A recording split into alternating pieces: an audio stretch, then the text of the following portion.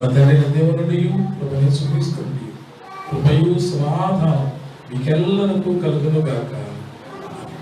దయచేసి కూర్చోండి. క్రీస్తునందు ప్రియమైన దేవుని సంఘమా,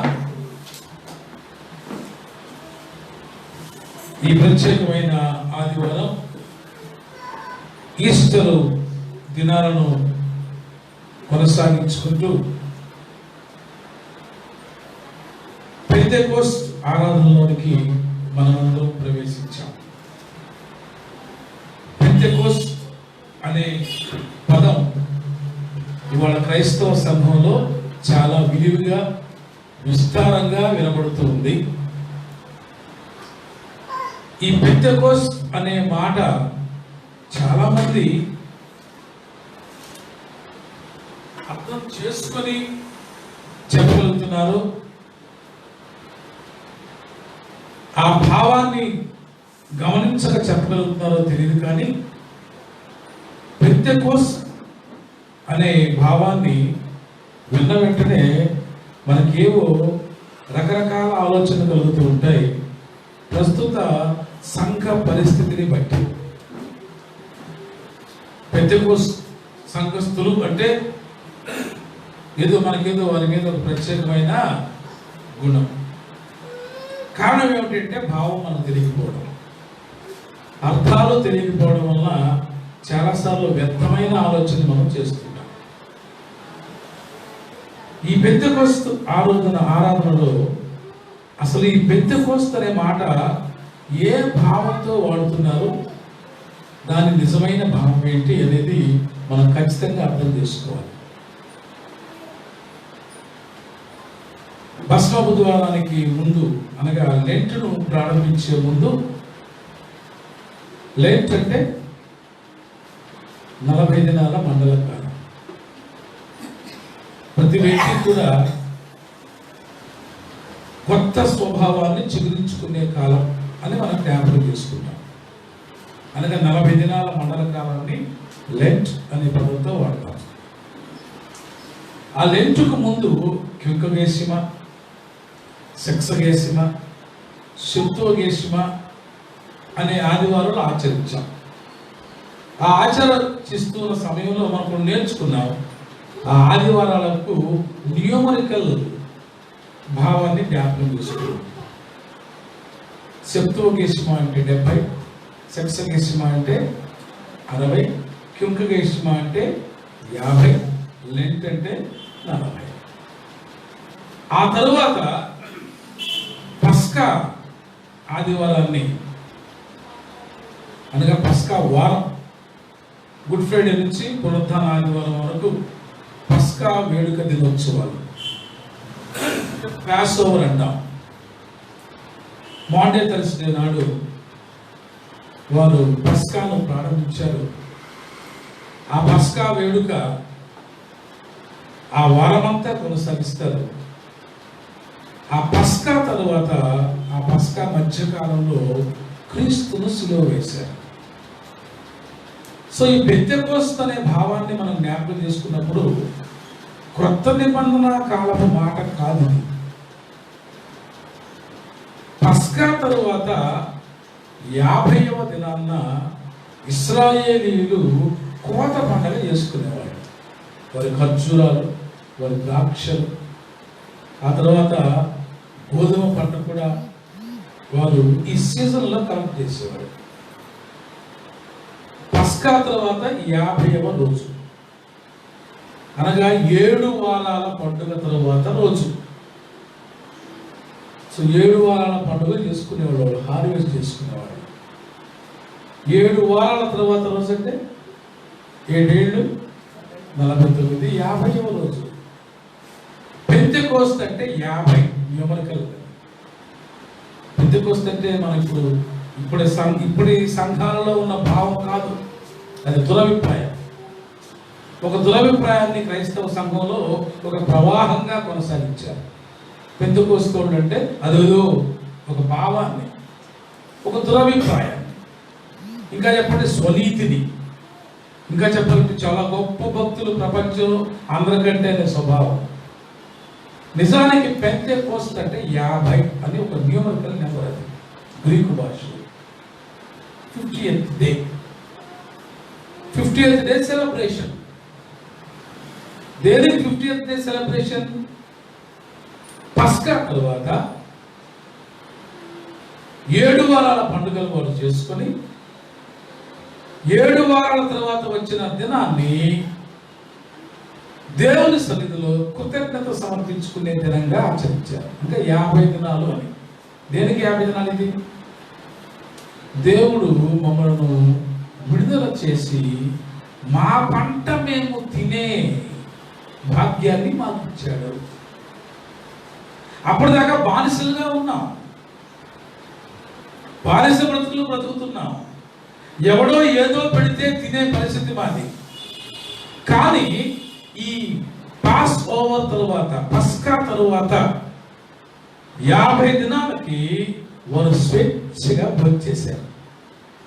మొదటి పస్కా తరువాత అంటే ఐగుప్తులోంచి వారు బయటపడిన తర్వాత, విడుదలైన తర్వాత 50 రోజులకి స్వేచ్ఛగా వారు భోంచేసి ఆ 50వ దినాన్ని ఒక సెలబ్రేషన్ చేసుకున్నారు.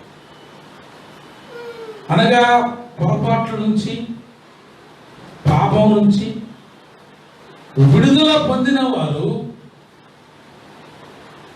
దేవుని సన్నిధిలో ఒక వేడుక జరుపుకున్నట్లుగా. కాబట్టి పెంతెకోస్తు అంటే ఇప్పుడు దాకా మీ మనసులో ఏ భావం ఉందో ఆ భావాన్ని తీసివేయండి. తప్పుడు భావం అది. అది నిజమైన భావం. చాలాసార్లు తప్పుడు పద్ధతులు ఆలోచించుకుంటూ, తప్పుడు విధానం ఆలోచించుకుంటూ సంఘంలో లైఫ్ కొనసాగిస్తూ ఉన్నాం మనం. పెంతెకోస్తు అనగానే అది ఏదో ఒక పయస్ లైఫ్ లాగా, ఆ సంఘస్థులు అనగానే ఈ సంఘస్థులకు వేరే అన్నట్టుగా ఇటువంటి దురభిప్రాయాలు సంఘంలో ఉన్నాయి. పెంతెకోస్తు అంటే 50వ రోజు. It's purely numerical. అయితే ఆ న్యూమరికల్ డేని ఎలా సెలబ్రేట్ చేయాలి? మనం కూడా సెలబ్రేట్ చేసుకుంటాం. ఇంతకుముందు పెళ్ళైన తర్వాత 6 వారాల పండుగ అనేవాడు. గుర్తుందా మీకు? ఏంటో అది నాకు అర్థం కాదు. చాలాసార్లు కొన్ని సెలబ్రేషన్స్ అయిన తర్వాత కొన్ని డేస్ని సెలబ్రేట్ చేసుకుంటాం. మేము వ్యాపారం ప్రారంభించి 100 రోజులు అయిందండి, లేదా మేము వ్యాపారం ప్రారంభించి 50 రోజులు అయిందండి.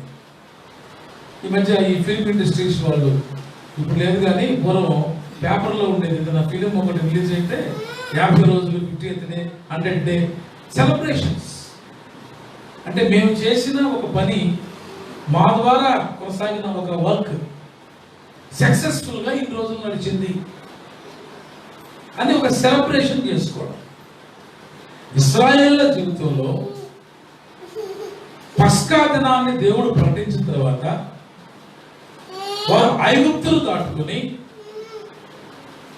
ఎర్ర సముద్రాలను లేదా ఫరో సైన్యాలను దాటుకుంటూ 50వ దినాన్న స్వేచ్ఛగా ఇప్పుడు మేము ఇండిపెండెంట్ గా ఉన్నాం అని చెప్పుకొని ఆ 50వ దినాన్ని దేవునికి కృతజ్ఞతలు చెల్లించారు. సో కాబట్టి ఈజిప్ట్ విడుదల మొదలుకొని యేసు ప్రభు వారి కాలం వరకు ఈ పెంతెకోస్తు దినాన్ని అలాగే వాళ్ళు ఆచరిస్తూ వచ్చారు. అది పెంతెకోస్తు అంటే. కాబట్టి వాళ్ళ సొంత పెంతెకోస్తు అనేది సొంత కోస్తు అయింది వాళ్ళ చాలా మంది. పెంతెకోస్తు మీద ఏదో ఒక రకమైన భావాన్ని ఏర్పాటు చేసుకోవడం వలన సంఘంలో కూడా నిజాన్ని గుర్తించలేని స్థితి చేస్తుంది. క్రైస్తవ జీవిత విధానంలో ఇదే పెంతెకోస్తు భావాన్ని శిష్యుల విషయంలో జ్ఞాపకం చేసుకుంటే, అపోస్తలుల కార్యం గ్రంథం 2వ అధ్యాయం చదువుకుంటే మనకు అర్థమైపోతుంది. ఎక్కువ దూరం వెళ్ళక్కర్లా మనం.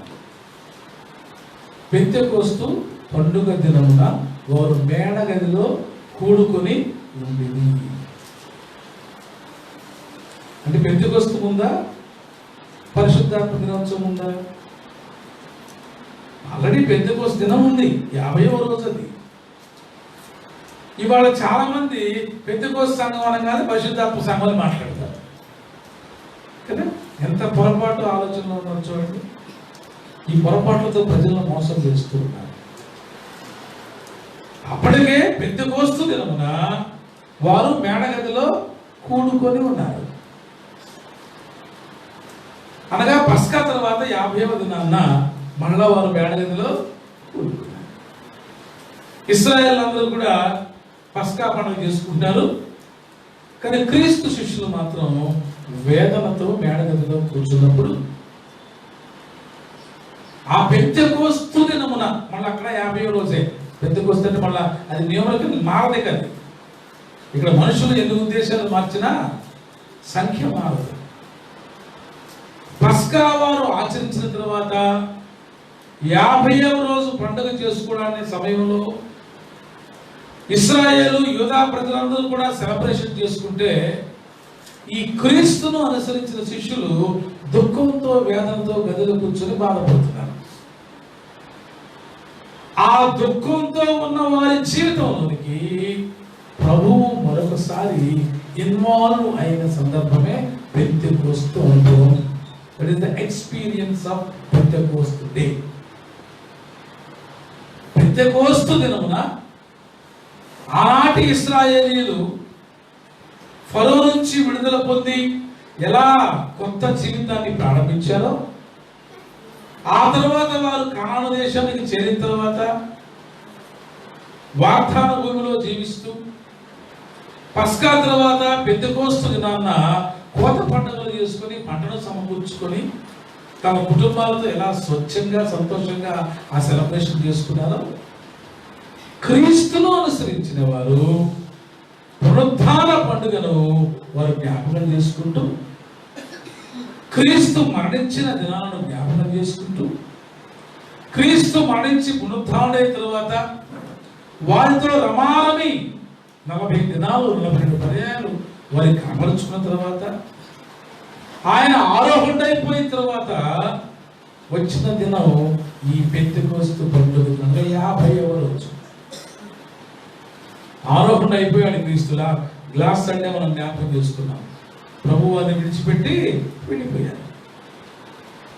అప్పటిదాకా అప్పుడప్పుడు కనబడుతూ ఉన్నాడనే వార్తలతో కాస్త ధైర్యంగా ఉన్నారు. ఎప్పుడైతే ఇక ఆయన ఆరోహణ అయి వెళ్ళిపోయారో ఇక ఆయన మాకు కనిపించడు అనే ఉద్దేశంతో వారు మేడగదిలో ఉన్నారు. ప్రభు వారు ఆల్రెడీ వాళ్ళకి చెప్పారు, మీరు వెళ్ళండి, మీరు మేడగదిలో ఉండండి, మరలా నేను ఒక ప్రత్యేకమైన అనుభవాన్ని మీ బ్రతుకులో కల్పిస్తాను అనగా ఆ పెంతెకోస్తు దినమున వారి జీవితాల మీదకి క్రొత్త అనుభూతి, క్రొత్తగా పరిశుద్ధాత్మ దిగిన దినమే పెంతెకోస్తు దినం. పెంతెకోస్తు దినం ఉందా, పరిశుద్ధాత్మ దినం ఉందా? మనం ఏమనుకుంటాం పెంతెకోస్తు అనగానే అదేదో కొత్త భావన. ప్రత్యేకంగా మనకు ఏం జ్ఞాపకం చేసుకోవాలంటే ఇశ్రాయేలీల పారంపర్యంలో 50వ దినాన వారు తమను తాము మరొకసారి దేవునికి ప్రతిష్ఠ చేసుకున్న దినోత్సవం. పాత నిబంధన లేఖన భాగాలు ఇవాళ మనం చదువుకుంటూ వెళ్తే ఎహెజ్కేలు గ్రంథం 36వ అధ్యాయం 24వ వచనాన్ని చదువుకుందాం. నేను అన్ని జనుల నుండి మిమ్మల్ని తోడుకొని ఆయా దేశంలో నుండి సమకూర్చి మీ స్వదేశంలో మిమ్మల్ని రప్పించదను. మీ అపవిత్రత యావత్తు పోగొట్టినట్లు నేను మీ మీద శుద్ధ జలము చల్లుదను.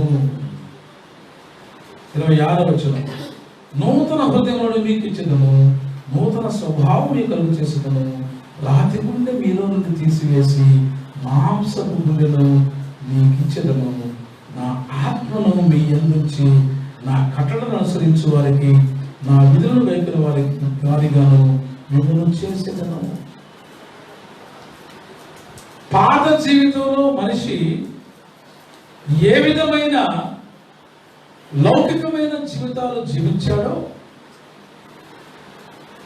ఆ పాత జీవితాన్ని తీసివేసి నూతన జీవితాన్ని ప్రసాదించిన తరుణమే పెంతెకోస్తు దినం యొక్క అనుభవం. మనం ఎప్పుడు చెప్పుకుంటాం, పాతవి గతించే సమస్తము ఎలా ఉంటాయి కొత్తవి. నీలో పాత బతుకు ఇంకానే ఉంది, పాత తలంపులు ఇంకానే ఉన్నాయి, కఠిన హృదయం నీలో ఇంకా ఉంది. కఠిన హృదయం అనే పదం ఇక్కడ ఉన్నవాడు రాతి గుండె. రాతి గుండె అంటే మన రాతి గుండె ఎందుకు ఉంటుందండి? ఉంటుందా? కానీ అంటాగా వాడు గుండె రాయండి. ఎందుకంటున్నా? వాడి స్వభావ గుణగణాలు అలా ఉన్నాయి. రాతి గుండె అండి, వాడిది కరగదండి. అదేంటి రాయి అంటే వాడు కరగడం ఏంటి? రాళ్ళు కలుగుతాయా? సరే, ఎంత పొందిక లేని మాటలు మాట్లాడతాం మనం. ఏదో మన ఉద్రేకాన్ని, మన ఉద్దేశాన్ని చెప్పడానికి పొందిక లేని పదాలు వాడుకుంటూ బతికేస్తున్నాం మనం.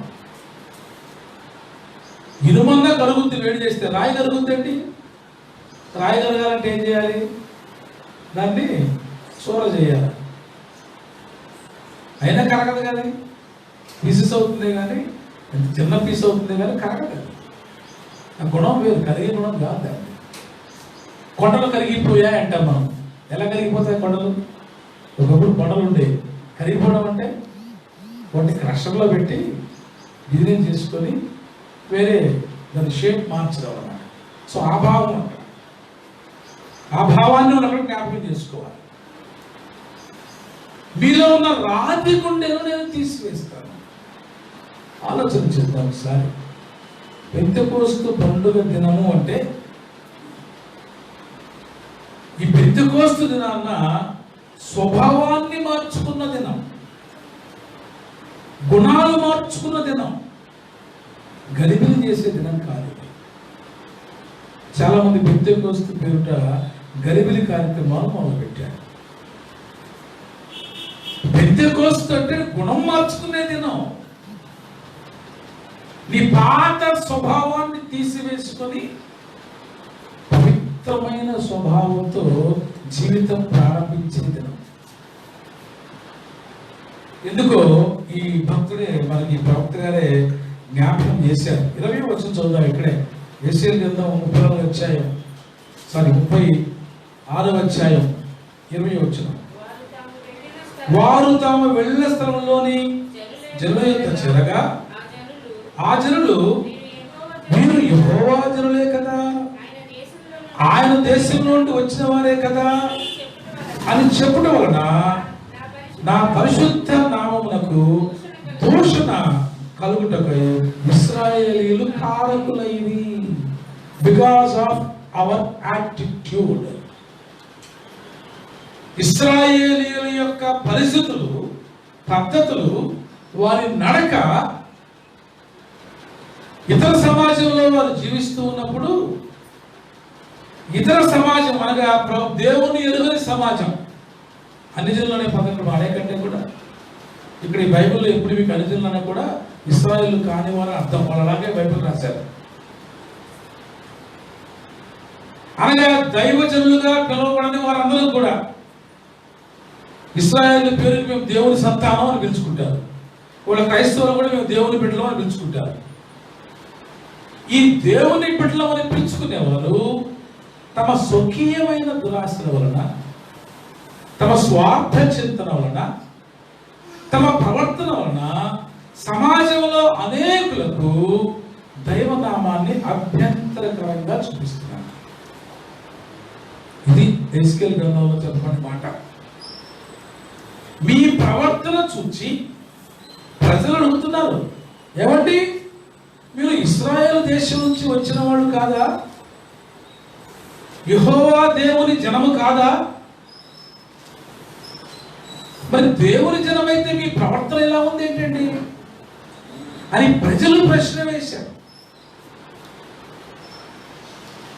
దేవుని జనాంగం అనే పేరు పెట్టుకొని, క్రైస్తవుడు అని పేరు పెట్టుకొని, క్రీస్తుకు కలిగిన ఏ గుణము బ్రతుకులో లేకుండా నీ స్వకీయ చిత్తాన్ని నెరవేర్చుకోవడానికి నీవు లోకంలో బ్రతుకుతూ ఉన్నప్పుడు అనేకులు మీరు క్రైస్తవుడు కదండి, వీడు క్రైస్తవుడు కాదా అని ప్రశ్నించిన తరుణాన్ని జ్ఞాపకం చేసుకున్నాం. అది ఇక్కడ మార్పు చెందాల్సిన ఉద్దేశం. అందుకే భక్తుడు జ్ఞాపకం చేస్తాడు, మిమ్మల్ని బట్టియే కదా అందులో మధ్య నా నామము దూషించబడుతుంది. Because of Christians only. ఇవాళ క్రైస్తవుల మీద ఎన్ని దుర్మార్గాలు జరిగినా అన్ని ఒప్పుకొని తేలాల. ఎందుకని? మీ ప్రవర్తన బట్టే కదా ఇవన్నీ జరుగుతుంది.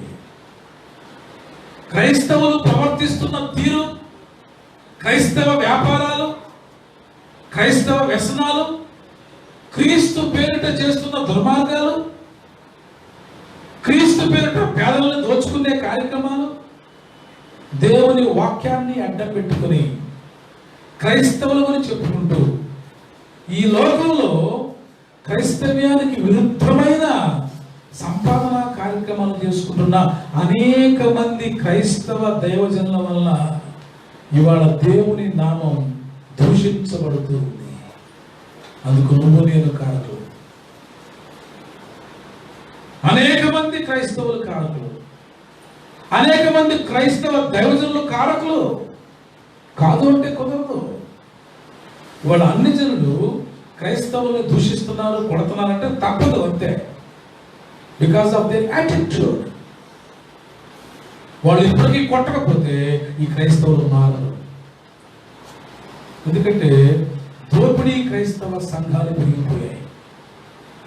క్రీస్తు పేరట దోచుకునే వాళ్ళు పెరిగిపోయారు. అందుకనే ఇప్పటికైనా క్రైస్తవులు కానీ వాళ్ళు ప్రశ్నిస్తున్నారు, అప్పుడన్నా మారాలి. ఇశ్రాయేలు జీవితంలో యెహెజ్కేలు ప్రవక్త ద్వారా దేవుని వాక్యం జ్ఞాపకం చేయబడింది. మీ ప్రవర్తన చూచిన అనేకులు మీరు దేవుని బిడ్డలు కదా, ఎందుకు ఇలా ప్రవర్తిస్తున్నారు అని ప్రశ్నించడం వల్ల అన్ని జనుల మధ్య నా నామం దూషించబడుతూ వస్తుంది. ఎవరైతే క్రైస్తవులు చాలా భక్తుల్లాగా మాట్లాడుతుంటారు, మీడియా సోషల్ మీడియా పెరిగిపోయింది కదా, భక్తుల్లాగా ఏదేదో కామెంట్ చేస్తుంటారు. ఒక్కడో క్రీస్తు వాక్యం ప్రకారం బ్రతికేవాడు లేడు. కామెంట్స్ మాత్రం పోస్ట్ చేస్తుంటారు. వాళ్ళు చూస్తే కోపం చేస్తుంటారు. వీళ్ళ వల్ల కదా క్రైస్తవులు దూషించబడుతున్నారు. క్రైస్తవేతలకు అర్థం కావట్లేదు క్రీస్తు అంటే ఏంటో. ఈ నామకార్థ క్రైస్తవుల వల్ల, ఈ రాతి గుండె క్రైస్తవుల వల్ల, క్రీస్తు లేకుండా బ్రతుకుతున్న క్రైస్తవుల వలన ఇవాళ క్రైస్తవేతరులు క్రైస్తవులు దూషిస్తున్నారు. అందుకు యోగ్యులు అందరూ. ఎందుకంటే క్రైస్తవ్యం లేదు కదా. ఉంటే చూపించమని ఒకళ్ళ జీవితంలో క్రైస్తవ్యం, పోస్టులు చేసేవాళ్ళు అందరినీ చూపించమని వాళ్ళ జీవితంలో క్రైస్తవ్యం. క్రైస్తవ మూఢం పెరిగిపోయింది. క్రైస్తవులు కూడా ఉన్మాదులైపోతున్నారు. క్రైస్తవ ఉద్దేశాలు మర్చిపోతున్నారు. క్రీస్తు నైజాన్ని మర్చిపోయారు, క్రీస్తు గుణాన్ని మర్చిపోయారు, క్రీస్తు స్వభావాన్ని మర్చిపోయారు. అదే వచ్చా వీళ్ళు క్రైస్తవులా అండి అని ప్రశ్నించుకోవడానికి కారణమయ్యారు.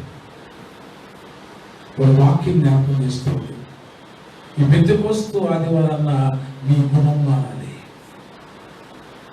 మీలో ఉన్న ఆ తత్వం మారాలి, మీ స్వభావం మారాలి.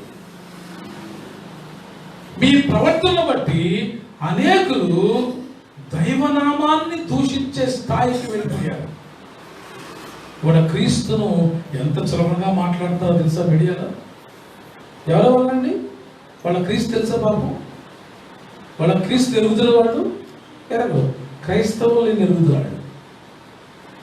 ఓహో, ఈ క్రైస్తవులు ఇలా ఉన్నారు కాబట్టి వీళ్ళు క్రీస్తు కూడా ఇంతేనండి.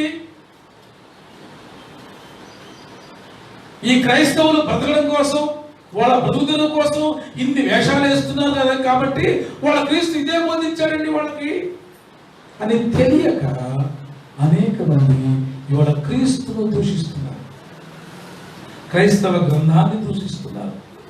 ఎవరి వల్ల అండి? ఎవరి వల్ల? క్రీస్తు వలె జీవించలేని క్రైస్తవుల వలన క్రీస్తు నామం దూషించబడుతుంది. నా పరిశుద్ధ నామాన్ని అపకీర్తి పాలు చేశారు మీరు. ఒకసారి ఆలోచించేద్దాం. ఆ యెహెజ్కేలు గ్రంథాన్ని చదువుతూ ఉంటే 22వ వచనం చదువుకున్నాం ఇప్పుడే. కాబట్టి ఇశ్రాయేలుకు ఈ మాట ప్రకటన చేయము, ప్రభువుకు యెహోవా సెలవిచ్చినది ఏమనగా, ఇశ్రాయేలులారా, మీ నిమిత్తము కాదు కానీ అన్ని జనులలో మీ చేత దోషణ నొందిన నా పరిశుద్ధ నామము నిమిత్తము నేను చేయబో దానిని చేయుదును. అని జనుల మధ్య మీరు దూషించిన నా ఘనమైన నామమును నేను పరిశుద్ధపరచుకొందును. వారి ఎదుట మీ యందు నేను నన్ను పరిశుద్ధపరచుకొనగా నేను ప్రభువుకు యెహోవానని వారు తెలుసుకొందురు. ఇదే ప్రభువుకు యెహోవా వాక్కు. మీ ప్రవర్తన వలన నా పేరు చెడిపోయింది. మన పిల్లల్ని అప్పుడప్పుడు తిరుగుతుంటాం కదా, మీ ప్రవర్తన వలన మాకు చెడ్డ పేరు వస్తుంది. నిజమేనా? అంత మంచివాళ్ళు మనం, అంత పవిత్రులు మనం పిల్లల్ని తిరుగుతుంటాం అవసరంగా. అంత పవిత్రమైన జీవితం మనలో ఉంటే సంతోషం. అంటే మనకు మనమే అనుకుంటున్నాం మనం మంచివాళ్ళం అని, మనకు మనమే అనుకుంటున్నాం మనం పవిత్రులమని. సంఘంలో కనిపించట్లా, దేవుని సన్నిధిలో కనిపించట్లా. మనల్ని మనం గొప్ప చేసుకుని మేము చాలా గొప్పవాళ్ళం అండి, వాళ్ళని బట్టి వీళ్ళని బట్టి మేము చెడిపోతున్నామండి అని అనుకుంటూ ఉన్నాం. ఇది మన అజ్ఞానానికి పరాకాష్ట. వాక్యం అంటుంది, మీ ప్రవర్తన వలన నా పేరు కూడా చెడిపోయింది. నిజమే, తల్లిదండ్రులు అన్నట్లుగా కొన్నిసార్లు పిల్లల ప్రవర్తన వలన తల్లిదండ్రులు చాలాసార్లు చెడ్డ పేరు తెస్తారు. అఫ్కోర్స్ ఎవరి స్థాయిలో వారు జీవిస్తూ ఉన్నా పిల్లల యొక్క ప్రవర్తన బట్టి తల్లిదండ్రులు కొన్నిసార్లు దుఃఖపడే సందర్భాలు ఉన్నాయి.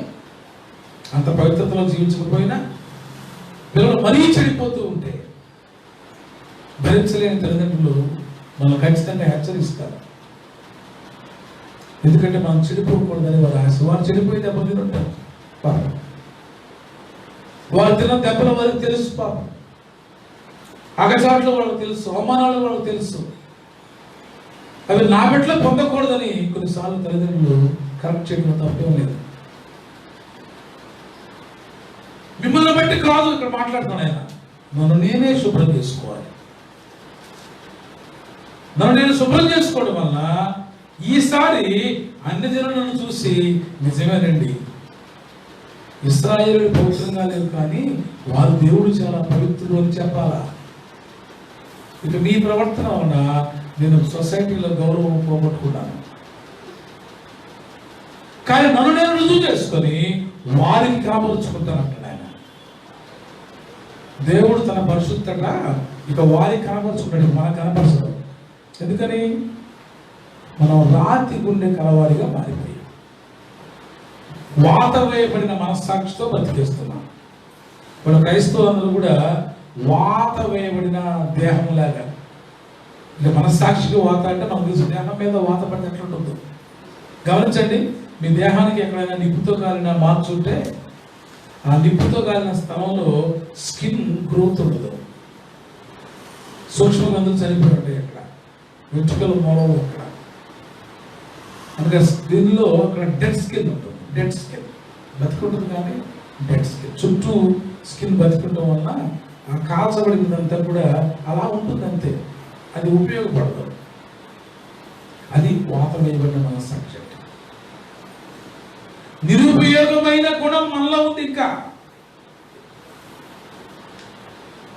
ఇవాళ ఆలోచన చేద్దాం. దేవుని వాక్యం జ్ఞాపకం చేస్తుంది. ఇశ్రాయేలుకు యెహెజ్కేలు ప్రవచనం ద్వారా జ్ఞాపకం చేస్తుంది. మీ ప్రవర్తన వలన ప్రజలు నన్ను దూషించారయ్యా. ఇది మాట్లాడితే దైవజనులను చెప్పుకుంటారు, మాట్లాడితే క్రైస్తవులను చెప్పుకుంటారు. ఒక్క గుణం లేదు క్రీస్తు గుణం మీ కుటుంబంలో. ఇరుగు పొరుగు వాళ్ళకేమో మేము క్రైస్తవులు అండి, మేము క్రైస్తవులు అండి, మేము అది చేయకూడదండి, ఇది చేయకూడదండి ఊరిక బోటక మాటలు చెప్తుంటారు, వేషాలు వేస్తుంటారు. క్రైస్తవ వేషాలు. క్రైస్తవులు గమనించండి, ఇరుగు పొరుగు వారితో సన్నిహితం ఉండదు. వాళ్ళు వేరండి, మేము వేరండి, మేము ఏ దేంట్లో వేరు నిజమే. వాళ్ళు భయభక్తులతో ఉన్నారు, నువ్వు భయభక్తులు లేకుండా ఉన్నావు. క్రైస్తవులు వాళ్ళ ఇష్టానుసారంగా బతికేస్తున్నారు, క్రీస్తు గుణాలు కలిగి బతకట్లా. క్రీస్తు గుణం కలిగి నువ్వు బ్రతికితే నీ ఇరుగు పొరుగు వాడు ఎప్పుడు నీతో బాగుంటాడు. అందుకే వాక్యం చెప్తుంది, క్రీస్తు మనసు మీరును కలిగి ఉండండి. లేదండి మనలో పేరుకు మాత్రం క్రైస్తవులు చెప్పుకుంటారు. ఇశ్రాయేలు కూడా అంతే అయ్యారు. వీఆర్ చూసన్ పీపుల్ అని చెప్పుకుంటారు వాళ్ళు. ఎక్కడ చూసాం? చుట్టూ తగాదమే, ఒకరితో సరిగా ఉండడు, హైరార్కీ మైండ్, లెక్కలేని తనం, సాటి మనిషిని గౌరవించలేని తనం, సాటి మనిషిని ప్రేమించలేని. అందుకే యేసుప్రభువు ఎప్పుడు చెప్తాడు, ప్రేమించండి ప్రేమించండి ప్రేమించండి. ఆ గుణం లేదా దగ్గర. స్వార్థం తప్పితే, తమను తాము పెంచుకోవడం తప్పితే, బహుశా ఆ బుద్ధులు మనలో కూడా అక్కడ ఉన్నాయేమో. ఇప్పుడు వాక్యం జ్ఞాపకం చేస్తూ ఉంది, మీ ప్రవర్తనను బట్టి చెదరిపోతున్న దైవ జీవిత గుణాలను నేను సరిచేసి పరిశుద్ధపరుచుకుంటాను. కాబట్టి పెంతెకోస్తున్న వ్యక్తులు తమ జీవితాన్ని పరిశుద్ధపరుచుకున్నారు, పరిశుద్ధాత్మను పొందడం ద్వారా. అది పరిశుద్ధతకు పెంతెకోస్తున్న లింక్. అంతేగాని పెంతెకోస్తు సంఘం అనగానే అంత పరిశుద్ధత కలిగిన అనుకోకండి. పెంతెకోస్తు సంఘంలో వాక్యం ఉందండి, ఇంకో సంఘంలో వాక్యం లేదండి, వీళ్ళంతా కూడా ఇట్లాంటి వాళ్ళే. అబద్ధాలు చెప్పుకుంటూ దైవనామాన్ని దూషించే బ్యాచ్. నీవు నేను కూడా దాంట్లో చేరిపోతున్నాం. పేరుకు పెంతెకోస్తు సంఘం అని పెట్టుకుంటాం, పరిశుద్ధత లేకుండా జీవిస్తుంటాం.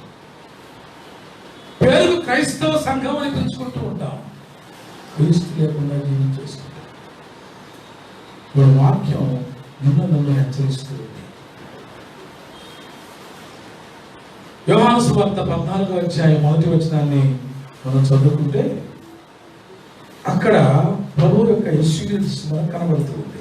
మీ హృదయంలో కలవరపరచనీయుడి దేవుని యందు విశ్వాసం ఉంచి ఉన్నారు, నా యందు విశ్వాసం ఉంచి. నా తండ్రి అంటే అనేక నివాసం కలవు, నేను మీతో చెప్పున్నాను. మీకు స్థలము సిద్ధపరచబడుచున్నాను, నేను వెళ్ళి మీకు స్థలము సిద్ధపరుచుకును. నేను స్థలంలో మీరు ఉండలాగన మళ్ళా వచ్చి నా యొద్దకు ఉండుటకు మిమ్మల్ని తీసుకొని పోదును. దేవుని యొక్క సన్నిధిలో నివసించడమే దేవుని యొక్క కోరిక.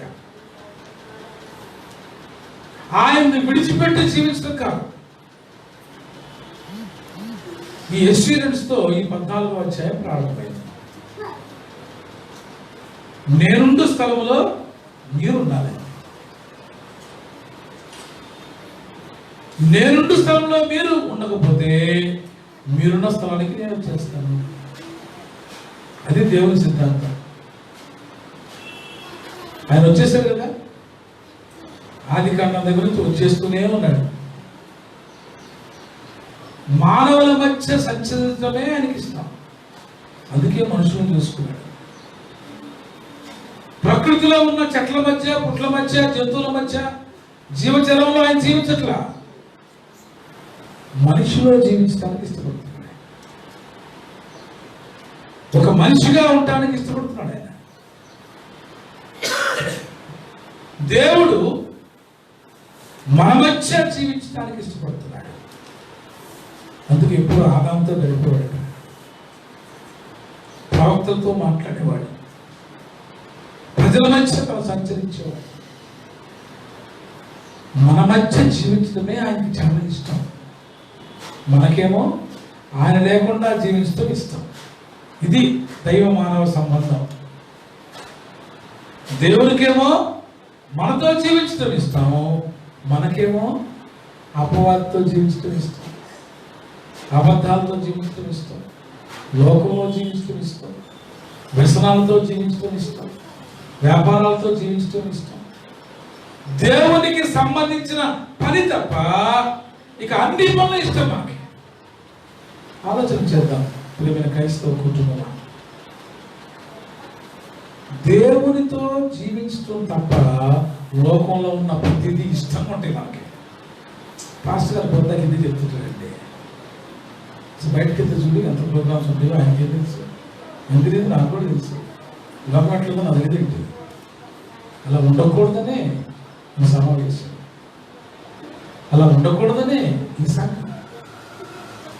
లోకం పోకుండా మన బ్రతుకులో ఉంటే మన బిడ్డల జీవితాలు ఎంత పాడైపోతాయో వాటిని అర్థం చేసుకోవడానికి ఈ స్థలం దేవుడు మనకి ఇచ్చాడు. వాక్యం జ్ఞాపకం చేస్తూ ఉంటుంది. నేనున్న స్థలంలో మీరుండాలా, మీరున్న స్థలంలో నేనుండాలా. ఇది దైవ మానవ సంబంధం. అందుకే ఫిలిప్పులు ఎప్పుడు చదువుకుంటాం కదా, ఆయన పరిశుద్ధ సన్నిధిలో ఉండటం విడిచిపెట్టకూడదని భాగ్యం అని ఇచ్చుకోలేదు కానీ కదా, ఇవన్నీ పొద్దాక రెగ్యులర్ ఉంటుంటాం. మనం దైవత్వం ఆ సౌభాగ్యంలో ఉండటానికి విడిచిపెట్టకూడని భాగ్యమే కానీ ఉండట్లా. ఎందుకని మనం అంటే ఇష్టం. అందుకే తన చేతులతో చేసుకున్నాడు, తన స్వరూపం ఇచ్చాడు, తన స్వభావం ఇచ్చాడు, తన గుణం ఇచ్చాడు. దైవ గుణాలను మన బ్రతుకులో ఆయన ఉంచితే వాటిని పక్కన పెట్టి లౌకికమైన గుణాల కోసం మనం పరుగులు తీస్తూ ఉంటే దేవుడు తాను దిగి రావలసిన పరిస్థితులు అనేక మార్లు వచ్చాయి. పాత నిబంధన గ్రంథం అంతా అనేక మార్లు మానవులతో ప్రమేయం పెట్టుకున్నాడు ఆయన అనేక విధాలుగా.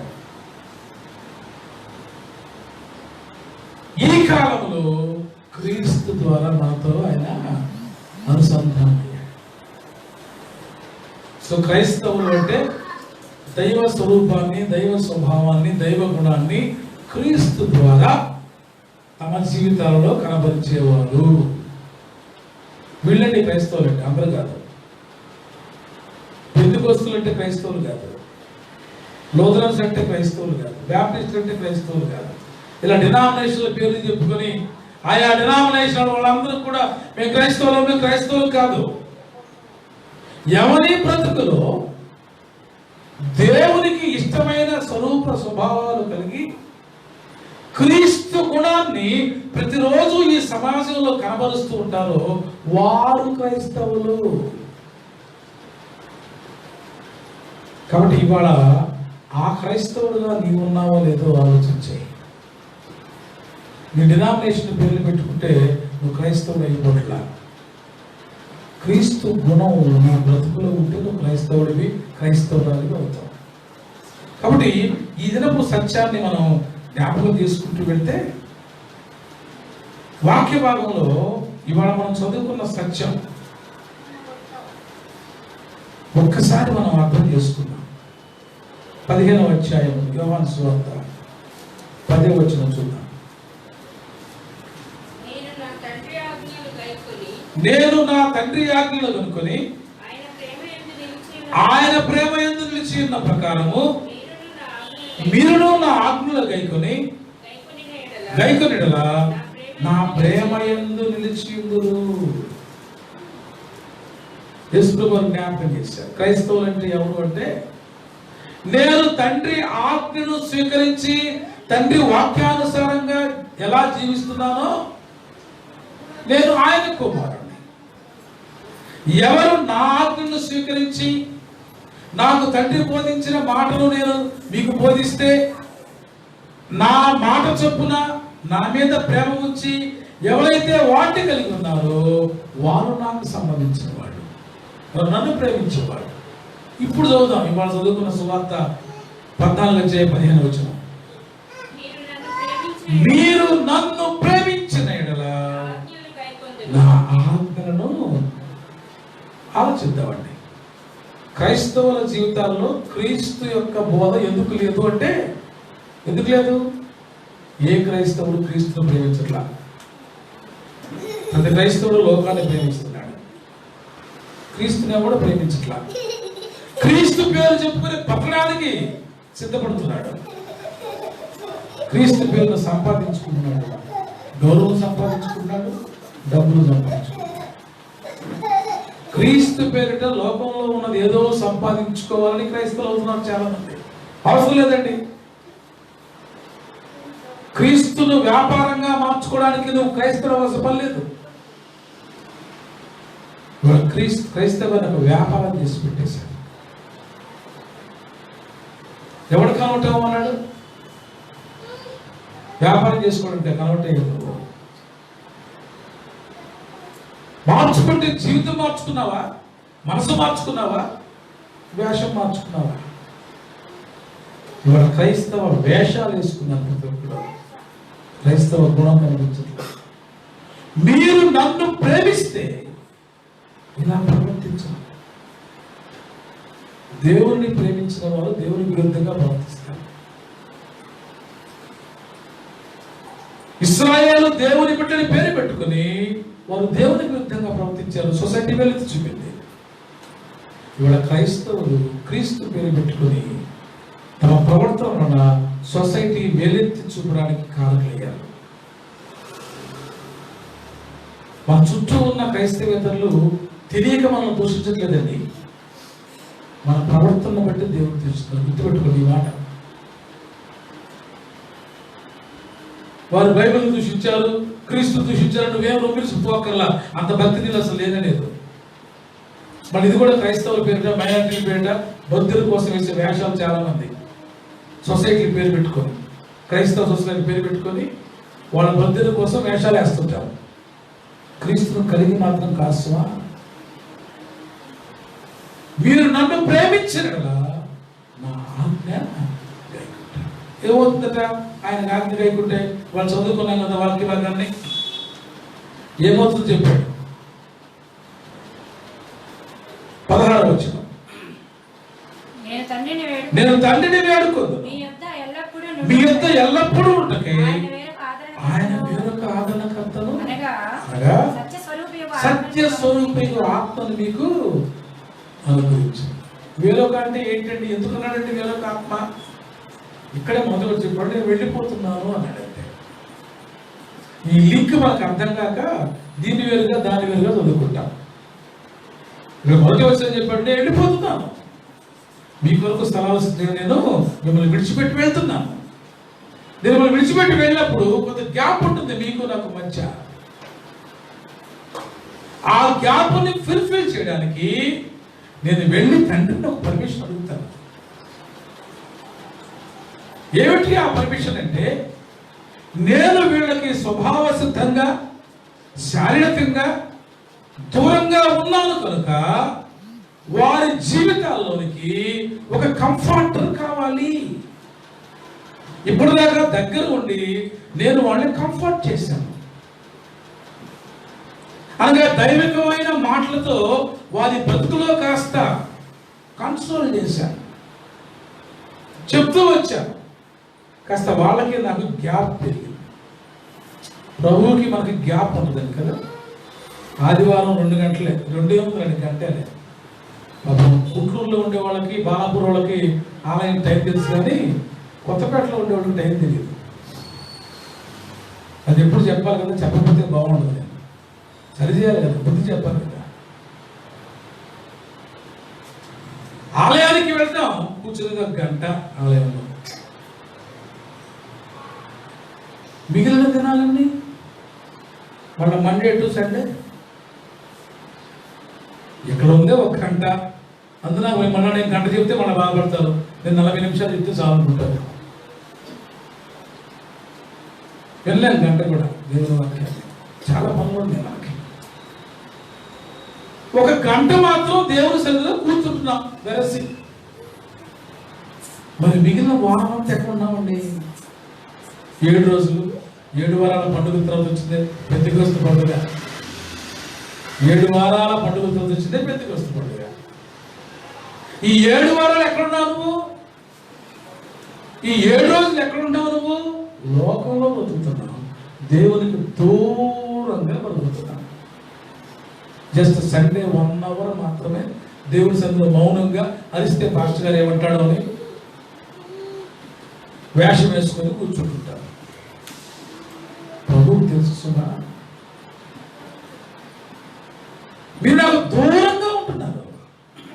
ఆ దూరంగా ఉన్నప్పుడు మీ ప్రవర్తన వలన సమాజంలో మీరు నా పేరు దోషం చేస్తున్నారు. సో ఈ 1 అవర్ కాకుండా, ఈ 2 అవర్స్ కాకుండా బయట మనం ఉన్నంతసేపు కూడా దేవుని నామానికి కీర్తిని తెస్తున్నామా, దేవుని నామానికి అపకీర్తి తెచ్చే ప్రవర్తన ఉందా చెక్ చేసుకున్నాం. ఇక్కడ వాక్యం అడుగుతున్న సత్యం. కాబట్టి ఆ సమయంలో వారికి ఆదరణ వాక్కు కావాలండి. నా వాక్కు చేత వాళ్ళు టచ్ చేయబడుతూ ఉండాలి. వాళ్ళు అలా బ్రతికేస్తే వాళ్ళ జీవితాలు పాడైపోతాయి. వాళ్ళు సమాజంలో ఉద్యోగం చేస్తున్నా, వ్యాపారం చేస్తున్నా, చదువుకుంటున్నా, నా వాక్యం వాళ్ళతో మాట్లాడుతూ ఉంటే వాళ్ళ బ్రతుకు సక్రమంగా ఉంటుంది. ఇది యేసు ప్రభువు వారి కోరిక. నేను వారికి దూరమైన ఆదరణకర్తను వాడిని పంపించాలి.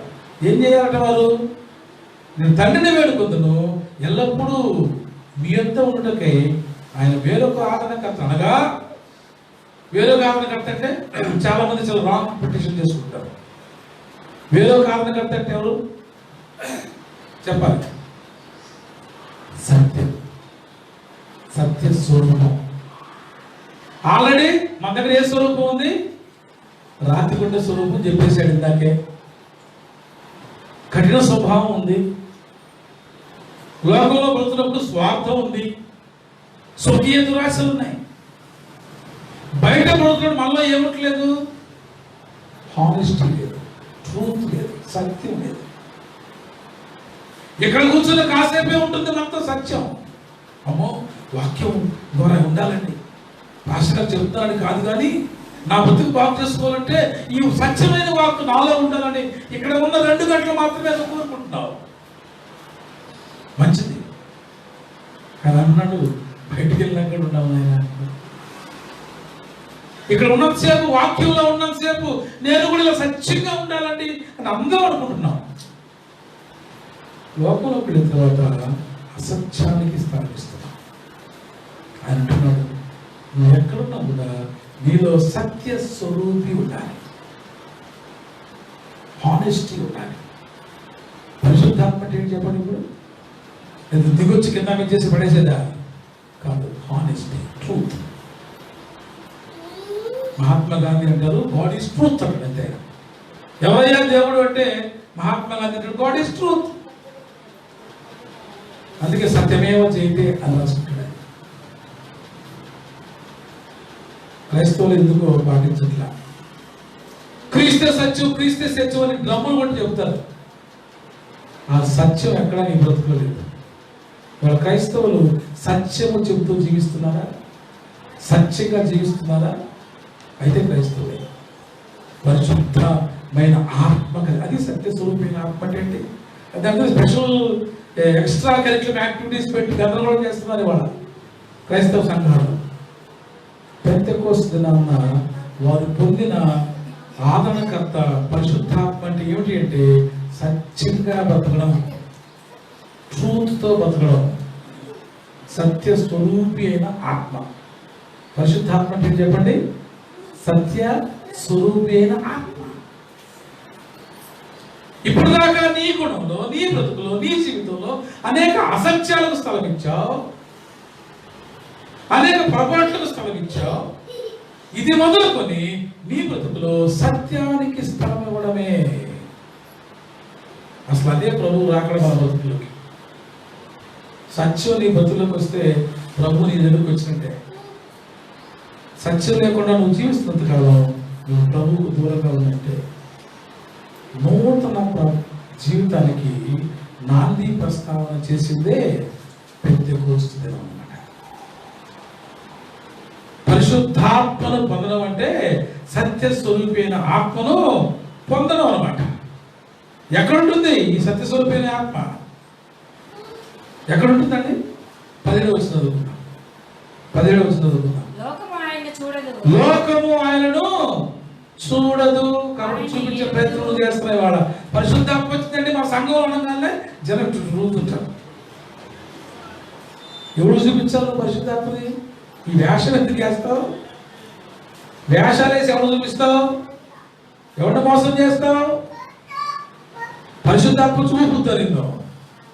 ఎంత దుర్మార్గం అండి, ఎంత దుర్మార్గపు క్రైస్తవం అండి. పరిశుద్ధాత్మ వస్తే ఎవరికి అది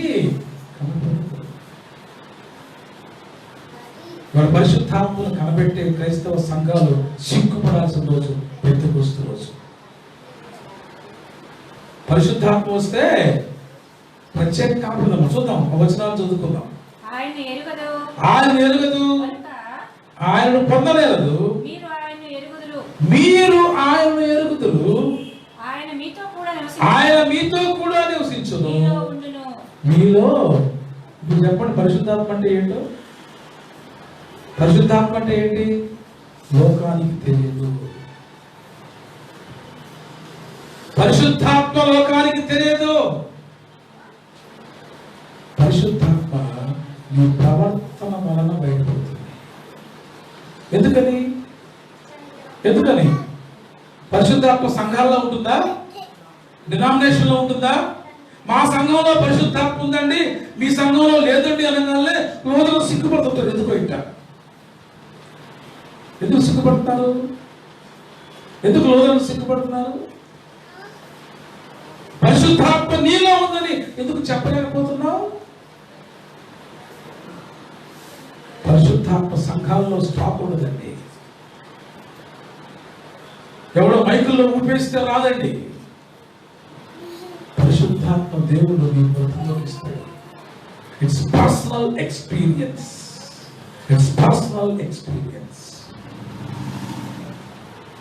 పరిశుద్ధాత్మ దిగి వచ్చిందని అపోస్తలులు రాసినప్పుడు కూడా అది ప్రతి ఒక్కరి మీద it's personal, it's pure personal. అది వాళ్ళ బ్రతుకులోకి వస్తుంది, వేషాల్లోకి రాదు. ఆ వాక్యాన్ని జాగ్రత్త చదువుకున్నాం. ఆయన మీతో కూడా నివసించును మీలో. పరిశుద్ధాత్మ ఎక్కడుంది చెప్పండి? ఎక్కడుండాలి పరిశుద్ధాత్మ అంటే? సంఘంలో ఉండడానికి వీలు లేదు.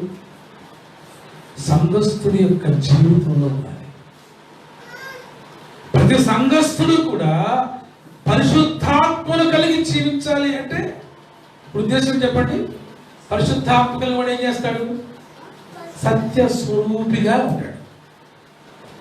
సత్య స్వరూపిగా లేకుండా పరిశుద్ధాత్మ ఉందంటే ప్రజలు ఇలాగే దూషిస్తారు, కామెంట్ చేస్తారు, తిడతారు, కొడతారు, ముమ్మూస్తారు, చచ్చినట్టు భరించాలి. ఎందుకంటే పరిశుద్ధాత్మ వేషం వేస్తున్నావు బయట సొసైటీలో. అందుకే ఇదేమో ఎఫెసీ పత్రికలో భక్తుడు మనతో మాట్లాడుతూ ఉన్నాడు. ఎఫెసీ రాసిన పత్రిక 2వ అధ్యాయం 18వ వచనం చదువుకుందాం. ఆయన ద్వారానే మనము ఉభయము ఒక్క ఆత్మయందు తండ్రి సన్నిధికి చేరగలము. కాబట్టి మీరిక మీదట పరజనులను పరదేశంలో ఉండక పరిశుద్ధులతో దేవుని ఇంటి వారు. చూసన్ అంటే అదండి. ఎఫెసీ సంఘానికి రాశాడు. అప్పుడు రాసిన కారణం ఏంటంటే వాళ్ళు ఇశ్రాయేలు కాని వారు, సున్నతి పొందిన వారు, సున్నతి పొందని వారు, దేవుని నమ్మిన వారు, నమ్మని వారు అనే భావాలు ఉన్నాయి. తీసుకుంటే వాళ్ళని దైవాన్ని నమ్మిన వారు, దైవాన్ని నమ్మని వారు. కొన్ని గుణాలు, కొన్ని డినామినేషనల్ క్వాలిటీస్, సున్నతి పొందిన వారు, పొందని వారు. ఎవడైనా ప్రాబ్లం లేదయ్యా, క్రీస్తు గుణాన్ని నమ్మితే చాలు. క్రీస్తు దేవుని వాక్యము అనే సత్యాన్ని నమ్మితే చాలు. లేదా సత్యమైన దేవుని గుణాలు నీ బ్రతుకులో ఉంటే చాలు. నువ్వు దేవునితో అనుసంధానం అవుతావు. ఏ డినామినేషన్ వల్ల నువ్వు నూతనం అయితే ఏంది, బ్యాప్టిస్ట్ అయితే ఏంది, సిఎస్ఐ అయితే, పెంతెకోస్తు అయితే, కేథలిక్ చర్చ్ అయితే, ఏ సంఘం అయితే ఏమైంది, నీ బ్రతుకులో క్రీస్తున్నాడా? నీ బ్రతుకులో సత్యం ఉందా?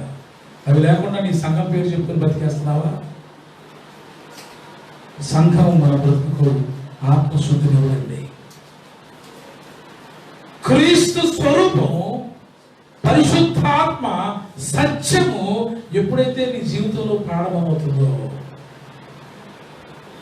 అప్పుడు దేవుని ఇంటి వారం అవుతాం. You are children of God, the family of God, people of God. Christians.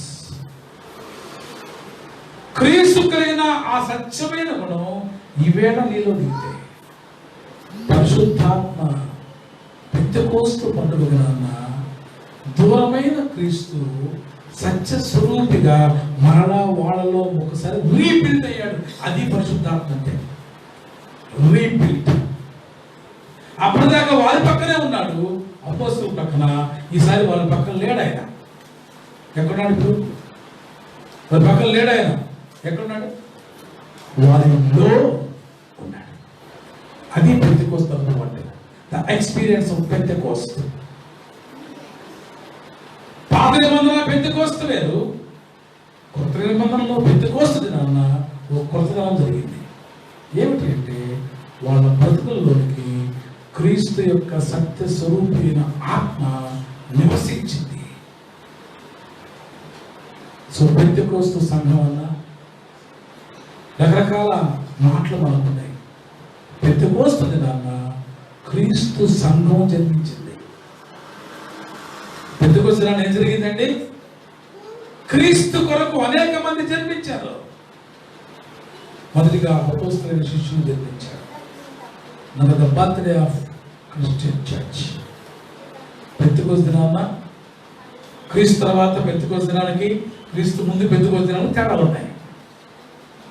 ఇప్పటికి కూడా ఆ యూదులు ఇశ్రాయేలీయులు క్రీస్తు ముందు పెంతెకోస్తు దినాన్ని పండుగ చేసుకుంటారు. వాళ్ళ పెంతెకోస్తు దినం అంటే వేరు, ఇప్పుడు క్రైస్తవుల పెంతెకోస్తు దినం. వారి పెంతెకోస్తు దినం ఇప్పటికి కూడా పస్కా తర్వాత 50వ దినాన్న దేవుడు వారికి ఇచ్చిన విడుదలను బట్టి ప్రార్థన చేసుకుంటారు, కృతజ్ఞతలు చెప్పుకుంటారు. గుడ్. మరి క్రైస్తవుడు అని సంగతి, క్రైస్తవులు పెంతెకోస్తు దినాన్న ప్రభువు తమ బ్రతుకులోకి వచ్చారని పండుగ చేసుకోవాలి. వాళ్ళ పెంతెకోస్తు పండుగ దినం ధవళాదివారం.